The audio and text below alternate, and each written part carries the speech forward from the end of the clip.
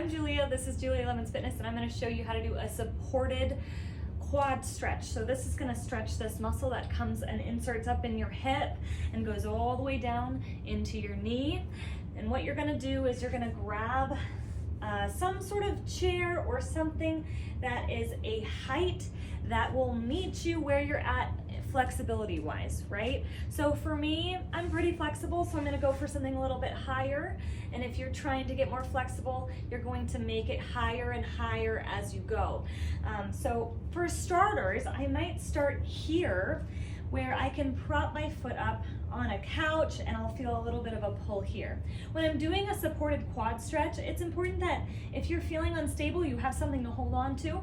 But I also want you to think about inhaling, exhaling, and then you're going to push your hip forward a little bit to get into this hip flexor. Your hip flexors are the muscles right here that help you do this motion, and they're probably really tight because we spend most of our time doing this. So we want to stretch those out, and you're going to push your hips forward by doing two things. One, you're going to squeeze the abs in nice and tight, and second, you're going to push that hip forward underneath you by squeezing the glute. So my glute squeeze, my ab squeeze, and I'm pushing that forward. Now the second option would be if I'm feeling really flexible and this is now too easy for me, I can do two things. I can add a pillow, right? So now I am doing my quad stretch with this pillow, squeezing, squeezing, pushing forward, and I'm feeling a little bit more of a stretch here. But let's say that that's too easy now. I'm gonna come to an even higher surface, where I'm going to add more height to my stretching surface, and that's how I'm going to get more stretch out of this movement. So I'm going to grab something to support while I'm moving my foot up. I'm going to pull my foot up, place it on the surface behind me, and now I'm really able to squeeze my glute, squeeze my quad, squeeze my glute, squeeze my abs, and stretch my quad, and hold on so I can really, really engage into that stretch and feel really good and nice and lengthened here through the hip flexors.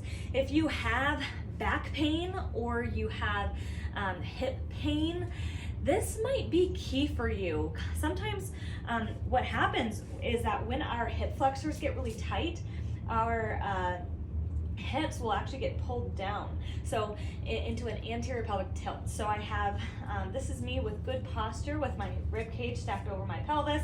But sometimes when my hip flexors get really tight, and this happens to so many of us, our hip flexors will start to pull our hips into an anterior pelvic tilt. So our pelvis is now tilted this way. You see my belly starts to pop out a little bit more too. If you feel like you have a belly, you might need to look into stretching your quads and strengthening your glutes and your core. It's probably partially just a structural thing that you need to work on strengthening and stretching the right areas for your body.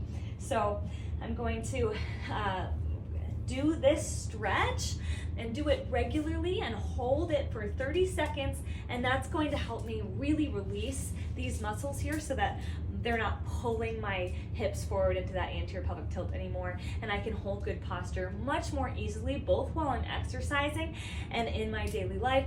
And this is also a great stretch to add in after your workout, especially if it is quad dominant or quad heavy. So if you're doing a lot of squatting or running even, or something where you're using your legs, specifically these muscles in the front of your legs a lot, that would be a great stretch to add in to the back of your routine.